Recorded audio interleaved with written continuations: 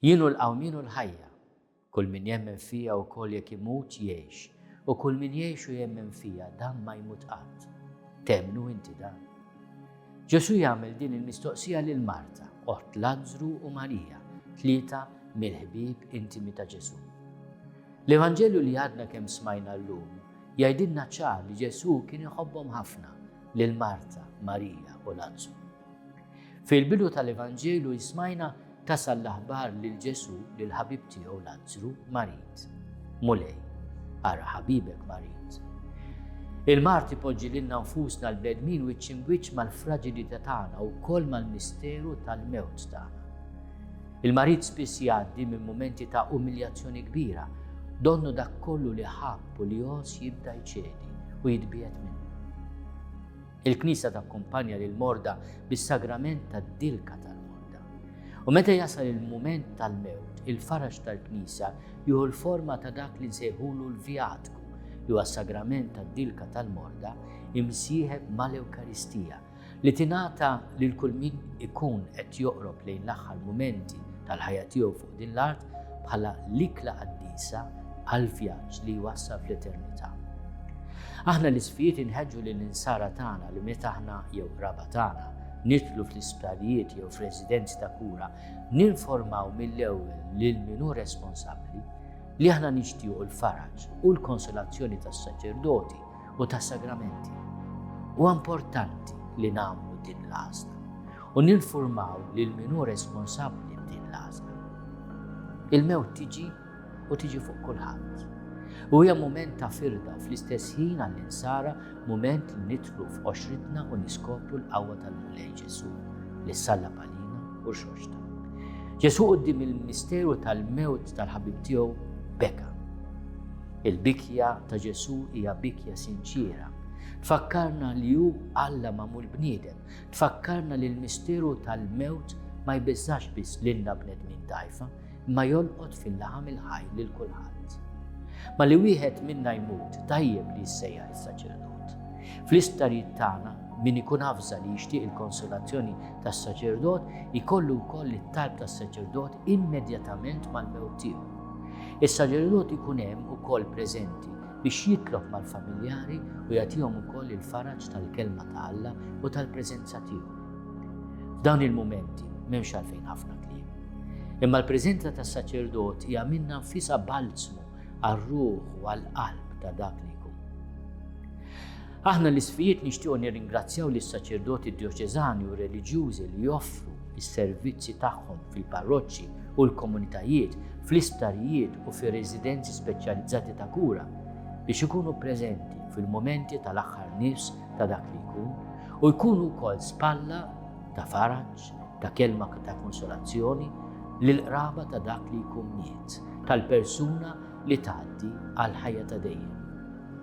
Tajjeb li aħna l-familjari meta jiġi nieqes xi ħadd minna, xi ħadd għażiż tal-familja, nidraw nissieħbu mat-talb tal-Knisja bit-talba għażiża li ngħidu. Agħtihom Mulej il-mistieq ta' dejjem. Id-dawl ta' dejjem jiddililu, jistrieħ fis-sliem. Din hija talba li l-kol kemm aħna għandna nirrepetu kemm il-darba meta naħsbu xi ħadd għażiż tagħna li jagħmel l-aħħar pass, l-aħħar vjaġġ minn din id-dinja għad-dinja aħjar għal-ħajja ta' dejjem. F'Malta aħna mdorrijin li s-saċerdot jakkumpanjana mill-kamra mortwarja sal-Knisja u mill-Knisja saċ-ċimiterju fejn isir id-difn.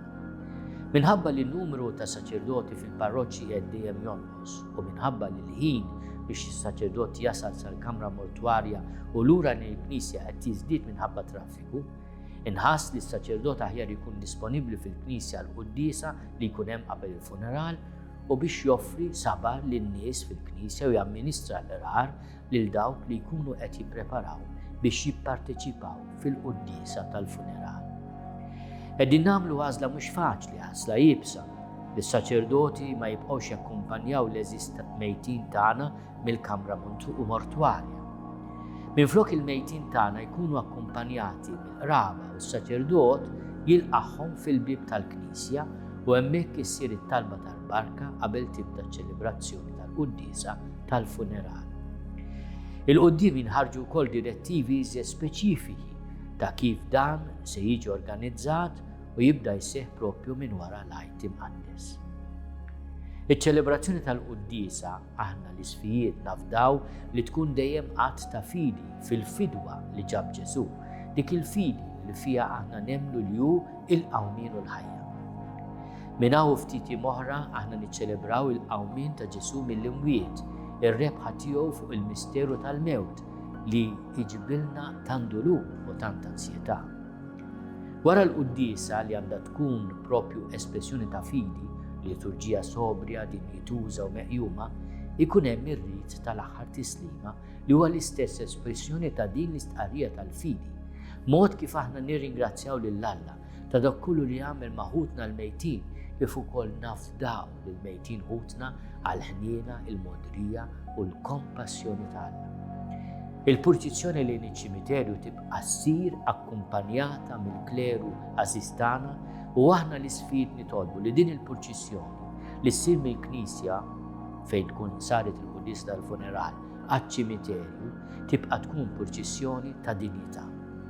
Anke jekk hemm bżonn trasport proprju f'sitwazzjoni li mhux dejjem tkun faċli u minkejja li tista' tieħu it-tul, aħna qed nagħmlu l-għażla li nakkompanjaw lil ħutna għad-difna.